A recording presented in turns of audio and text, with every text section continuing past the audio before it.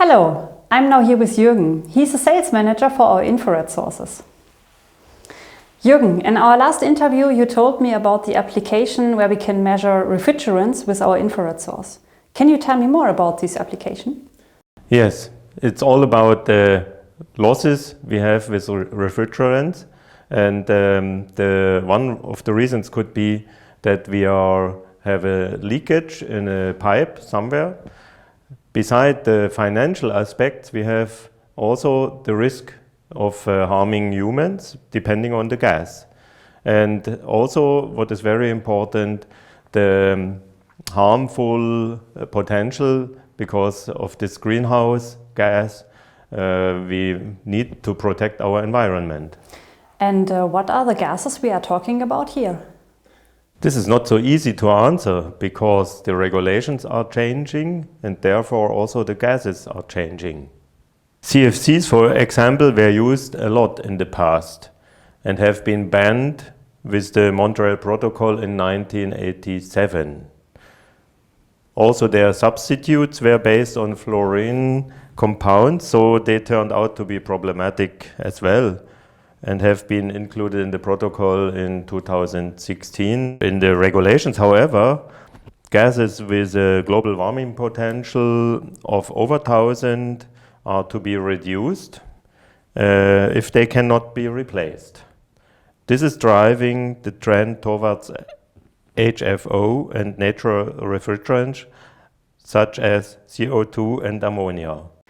Okay, when the requirements changing regularly, this sounds that it's really challenging for the measurement technology.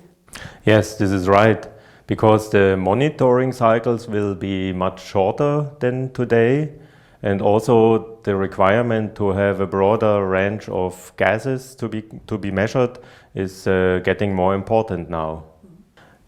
Many sensor technologies such as electrochemical sensors and semiconductor sensors are usually limited to one gas and would have to be replaced directly for another gas.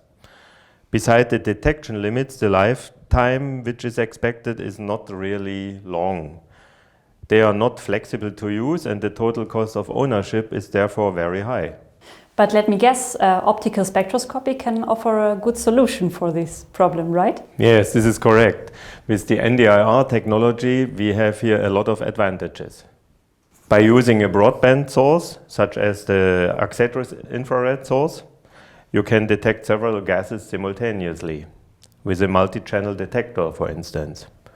Or even use a different channel when you switch from one refrigerant to another. In any case, the area source does not have to be exchanged. Okay, this would mean on a long-term perspective, the customer would have a financial advantage with infrared spectroscopy. The advantage on the financial side is, the reason for that is the long-term stability of the system. So when you compare the existing systems with the NDIR or the photoacoustic principle, with both principles, it's not necessary to replace the infrared emitter or to recalibrate frequently. And the result is that you have a much better total cost of ownership. And do we offer just the infrared sources itself, or do we also offer support for design of such systems? No, we're not just selling the emitter, we are also consulting our customer here. And we have a very good experience in the optical simulation. We are having the tool ZMAX for the simulation. And usually we are helping our customer here also during the integration of the emitter, because there are so many questions to solve, like also the electrical driving mode. And this is something which can be utilized. Okay, sounds good. Complete package. Okay, Jürgen, thank you very much for this interesting talk. You're welcome. Thank you also.